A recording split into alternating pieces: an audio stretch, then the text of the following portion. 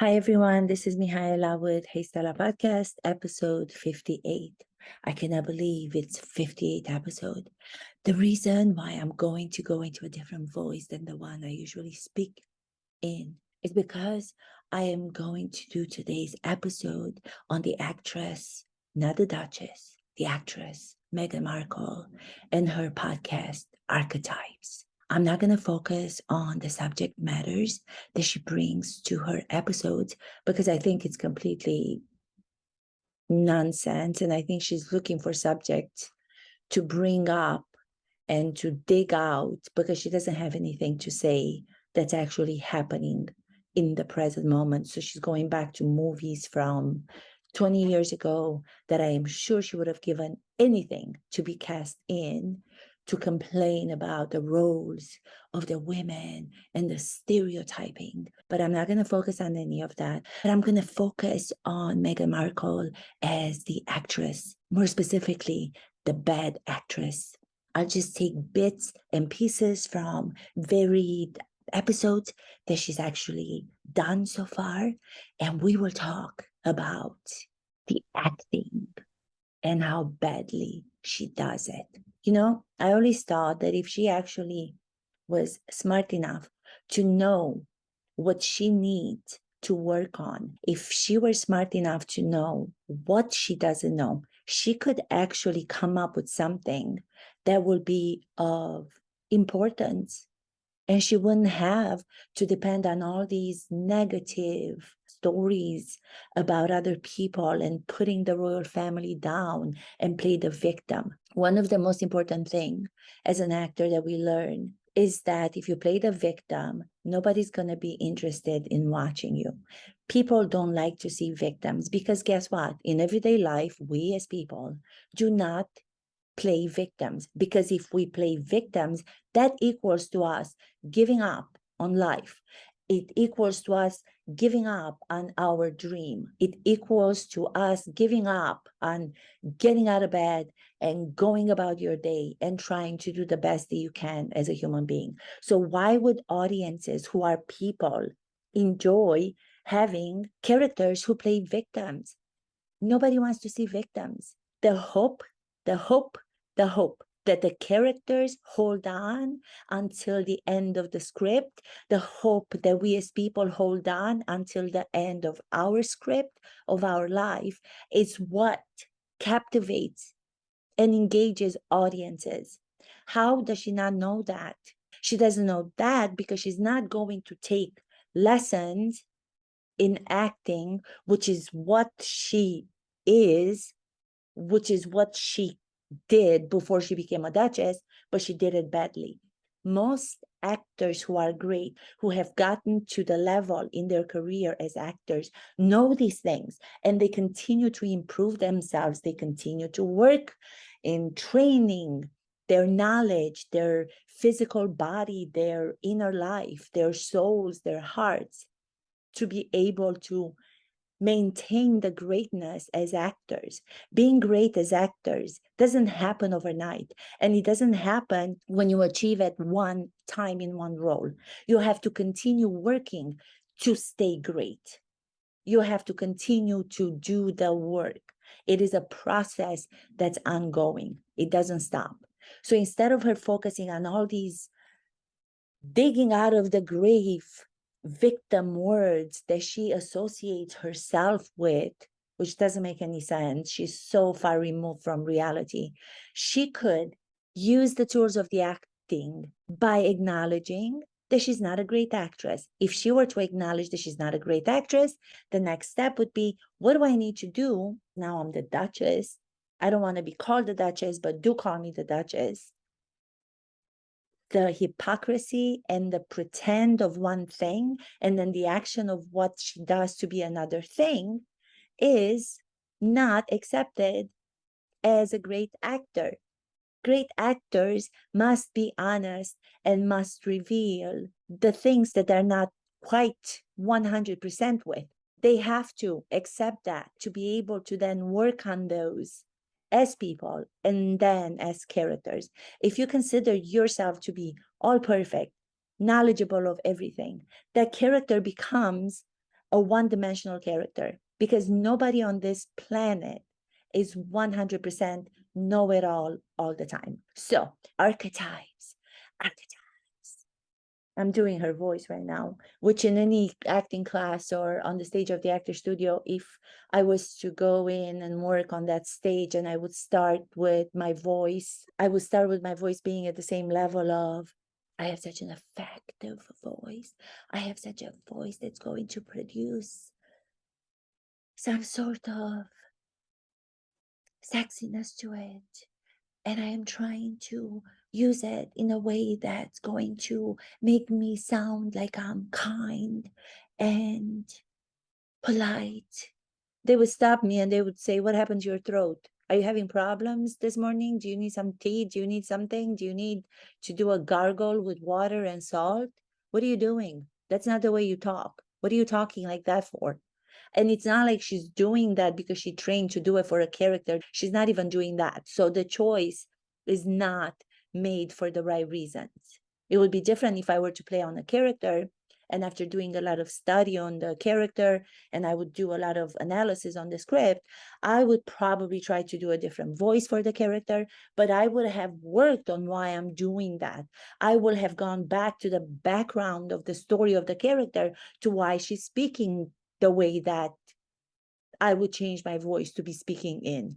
Does it have to do with, maybe I had a cold recently, maybe I had some sort of a circumstance or some sort of a situation with somebody who probably made me feel like I'm screaming too much all the time. So then that would be in my mind all the time, and I would try to work towards not screaming when I talk, and I would practice and I would work and I would try to figure out what other register in my voice could I use not to be screaming, because I'm being made aware that I scream all the time.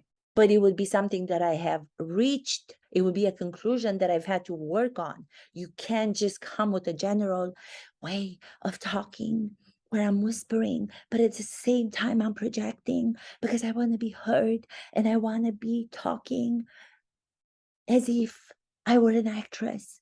Only bad actors do that when they have nothing specific to rely on and justify why they're doing what they're doing. Okay.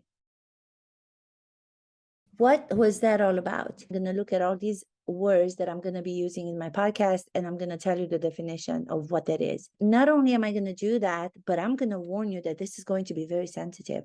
So she's already cutting herself off by introducing the podcast as being something that's going to be so sensitive and it's going to be so powerful, putting expectations out there that then she's not going to be able to meet in the episode, by saying, if you're not going to be able to take listen to what I'm about to talk, because it's going to be so powerful and it's going to be so sensitive, and you people out there, ordinary people, might not be able to deal with it because you are ordinary. You are just ordinary people, and I'm not. I'm a duchess. I have my friends call me a duchess, even though I don't want to be called a duchess, but then everybody else is calling me a duchess. I wonder why that is. I wonder why she never says, do not call me a duchess. You don't have to call me a duchess. I'm just Meghan. If she's introducing herself as Meghan, when other people call her a duchess, and she wants nothing to do with the royal family because she doesn't believe in that, she doesn't care about the name, she doesn't care about the titles, why doesn't she say, do not call me a duchess? I'm Meghan, I'm Rachel, I'm Meghan Markle. Stop calling me a duchess, because that doesn't represent me. And then she goes on to say, don't worry about you having to tune out, you ordinary people who might not be open enough to be able to deal with these subjects that I'm about to discuss, because these subjects are so important and they're so smart and only I can discuss them. And if you out there, ordinary audiences, are not able to deal with it, don't worry about it, because guess what? I'm not going anyway. I'm staying, and I'm going to come back with another episode, and I'm going to still give you information that makes no sense. Do you understand what I'm saying? That voice. I don't understand how she did Suits. I never saw that. I saw clips from Suits, that show that she was on. It was a cable channel. I wonder why she never got to where she's always wanted to be. even to this day, and she won't admit. She wants to be part of the A-lister actors, and she doesn't understand why she never got there. She doesn't realize that she never got there because she's a horrible actress. She doesn't understand acting at all. You can tell that from the way that she talks in this podcast. You can tell in the way that she has conversation with the guests that she's had on this podcast, where she's all into herself. She's all about herself. Even the questions when are being asked of the guests, she lets them speak for a moment or two, and then she associates everything that they have to say with her. It's all about bringing it back to me. If you're doing that, if you're going to be self-indulgent as a great actor, that is not acceptable. They won't allow you self-involved. They won't allow you self-pitying. They won't allow you giving a damn only about yourself on stage or on film. You have to be about the other person when you're doing a dialogue, when you're doing a scene. You have to care about what the other person is saying. You have to take in what she's saying or what he's saying, and then you have to respond in the moment of that without having an anticipated response having to do with you. You have to make it about the other person, which she cannot do, but nobody's telling her that. So she goes on and on and on, and she digs these things out of 20 years ago and out of I don't even know where, that don't make any sense. Her subject matters in her podcast. She talks as if she cares about them. And she can understand if we have to tune out because it's so magical and we don't understand magic, and she's so powerful and she's so insightful, and it's okay. She's using the same one thing that I found out from the media that's not even true about the time that she was writing into some people who were making a commercial about the liquid soap because they were showing only women to be washing dishes. And she wrote this letter, and the letter never got to the people that she says it got to, because her father was saying that he was the one that responded because he wanted her daughter to believe that those people from the company responded to her. I don't even know what that whole thing is about. Like I said, I'm not going to dissect all these crazy things that she keeps bringing up. But I'm going to dissect that in which she speaks, the tone of her voice again. Oh, man. Oh, man. And she relies on the same intonation. She relies on the same rhythm with which she speaks. She relies on the same untrained instrument that she has as an actress. There's no training whatsoever. There's no spontaneity. There's no instinctual reply. There's this wanting to project of how kind and nice she is. If you're going to project being kind and nice, or you think you're going to project that you're being kind and nice, what person is going to relate to that?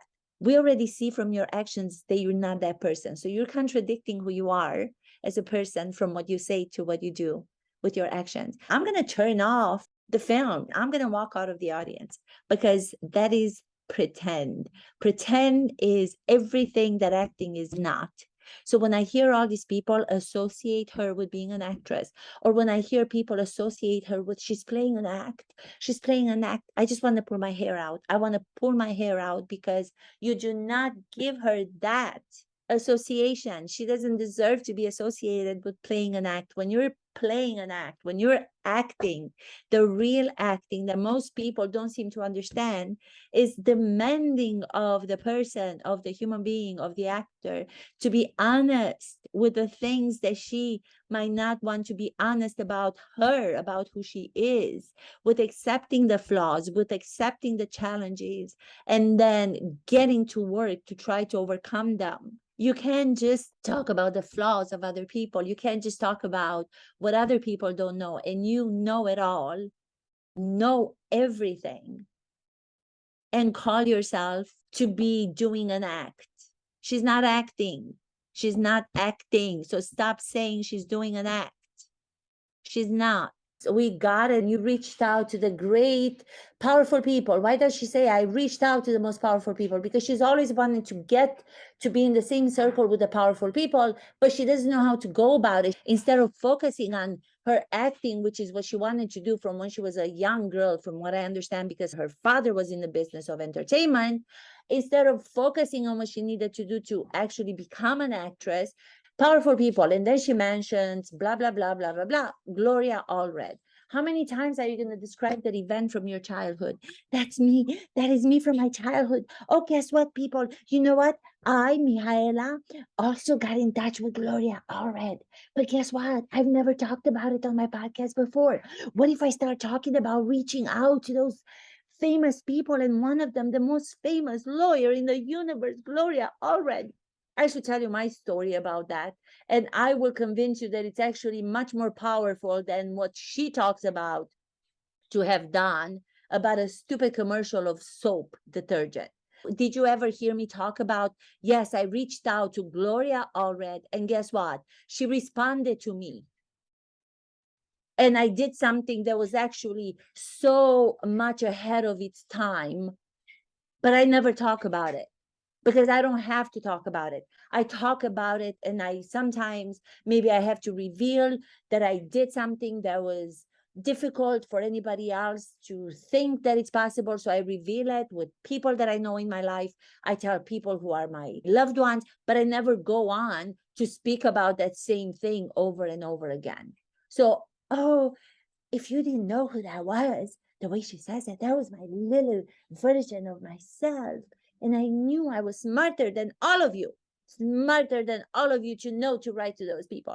So if you don't understand what I'm talking about, because I'm talking very smartly, then I'm sorry, just tune out. Don't worry about me, okay? Don't worry about me, because you can catch me in my next episode, and maybe I'll be a little bit dumber with my talk. You will understand that, and then you're not going to have a fear that you might not understand, or it's going to be too powerful. So come back. Don't worry. Tune out. I mean, really, let your voice come out. Let the voice come out. Let the voice come out. Have you heard of the song exercise? You might try that. Let the voice come out. That's only the beginning of the song exercise. It's just a preview. Maybe you should try that. Maybe you should try that. What do you think if you try that?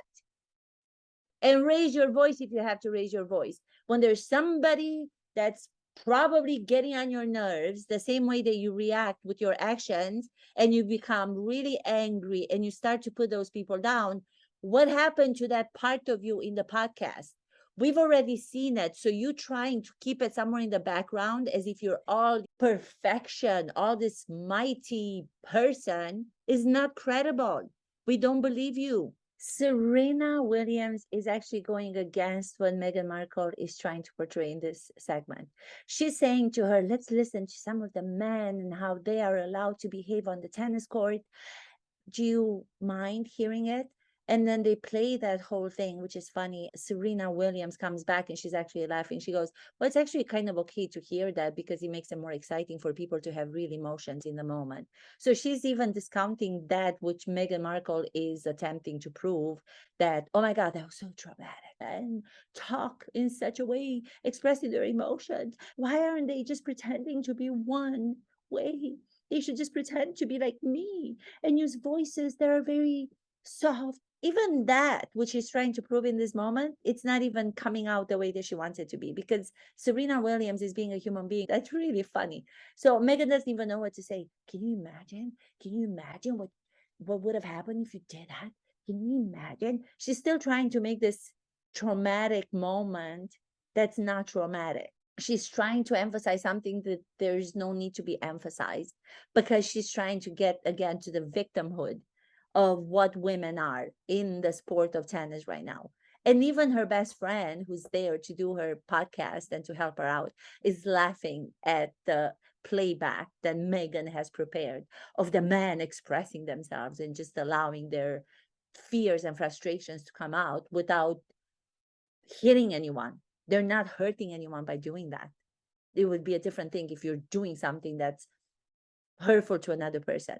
Letting emotions out in a way that's not hurtful to other people is okay. That's human being. That's what we all have inside of us. If I see a person who doesn't have any of those emotions, and if I know that person for a long time, I start to have, oh, red flags about that person. Because if anybody can compose themselves at all times, there's something there that's being kept underneath that is more dangerous than something that's being let out without hurting yourself or the other person. Letting it be there and portraying a person that you're one personality is more freaking me out, and it's more scary to me, to be honest. So even this didn't work out for her. That's so crazy. Next one. Let's go to a next episode because I can't even listen to all of them. It's too much. The duality of diva with Mariah Carey. Why are you introducing this episode of having a guest such a talented artist as Mariah Carey, and you're again bringing it down to you? Wouldn't it be nice if you were able to introduce this episode by talking about yourself, which is what you do in all of them, but then having something to show for that? During my time, I was working on this film with such a director, and working on this character was so difficult for me to do. I would have to go dig inside myself for a portrayal of the character that was not something that I agree with. The character that I was playing was a bigger than life character. So for me to be actually going there was a very difficult process. Imagine if you had that to talk about. Imagine if you had all of these amazing characters that you gave life to, and you introduced yourself, and then you were able to speak about your work. Why are you not able to speak about your work? And you're always introducing something of greatness that has nothing to do with you. In this case, all the divas that you mentioned, and you're associating it with you. You're not bigger than life. You try to bring every artist that you've so far talked about to your level because you're putting yourself at their level, and you're not.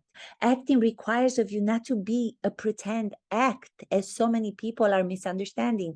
Acting requires of you to accept and to take inventory of all that you are, not just portray what you believe is nice and kind, and then go around and do everything else in action that proves to be completely the opposite. To actually understand what acting is, it will resolve your question to why you never made it as an A-lister actor. You did not make it as a great actor because you do not understand what acting is. That requires for a lot of work to be done, for you to accept that you don't know everything. It requires for you to accept that you're not smarter than everybody else. That would be something that you would actually benefit from as a human being.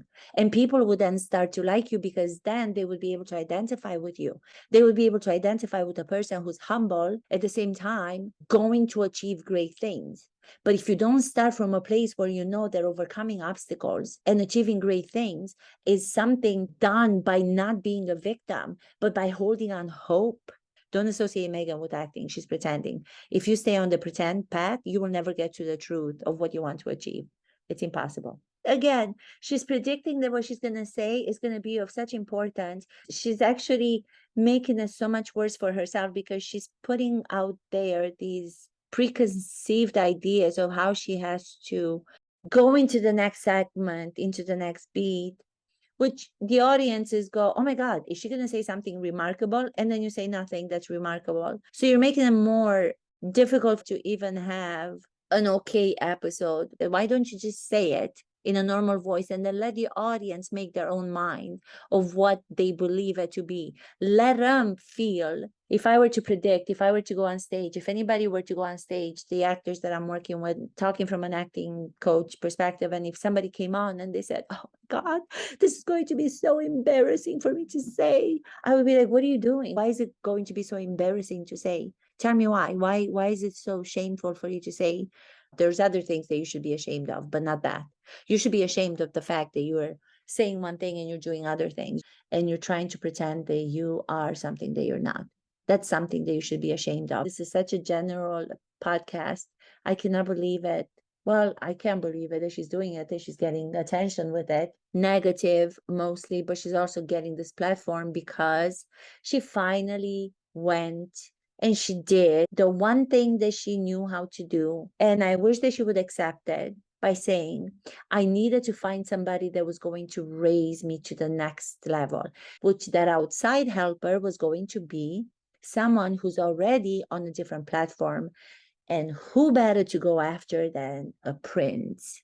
Prince Harry, to go after him at the same time that her age was approximately around the same age that Prince Harry's mom, Princess Diana, sadly, unfortunately, died, was such a manipulative but insightful. Get the platform, then sustain the platform, leave the people who produce the platform, and go back to trying to become the A-lister actor that she's always wanted to be. So she went and she got Harry, she got the platform, left the people of Great Britain, the royal family, came back to Hollywood because she wanted to be surrounded with people like Oprah. She wanted to be surrounded with people like George Clooney. She wanted to be surrounded with A-listers because that's what she wants. That's what her objective is and has always been. If you were to just admit that, you would get so many more fans on your side because there's nothing wrong with admitting that. She's pretending that she's already at that level, at their level. So when you're pretending, you're going on that path of lies, which don't get you to the truth ever. Talk about the fact that you're ashamed of not having made that as an actor because you always wanted to, and you're wondering what could you have done, or maybe what can you do now to help other people understand more the process of becoming a great actress. You know, that would be such a opening of the self in a way that's so understood by so many, because who doesn't relate to wanting to become an actor and not making it because it's difficult? That would be such a universal thing to talk about, understood by so many. Oh my God, I can't even get to the subject of what she's talking about in her episodes because everything is so irrelevant and everything is so fake and everything is so put on that false, one-sided, mediocre actress. Everything is mediocre, mediocre, mediocre, mediocre. This is my interpretation of the Archetypes podcast with Meghan Markle, Meghan Markle, Meghan Markle, not the Duchess. This is so unfair how this life gives these people that platform, and then for them to just step on that platform and think of it as if they've gotten themselves there instead of admitting how they got there. It's just, this whole world. I'm so sad for it. And there's so many amazing people out there who will never get to express who they are or their ideas because they don't have the platform. And they would be so beneficial to the entire world if only they could get there. I already know so many actors who are so diverse and so complex in the way that they're not afraid to portray characters based on who they are, with everything that makes them human. I don't want to lose hope. As I said from the beginning, hope is what keeps a character going. Hope is what I learn as myself from the characters that I happen to work on or work with other actors on. You give up. You might as well not even show up on stage. Forget it. Don't go and mess up with the other actors who are hopeful to get to their objective as characters or as people.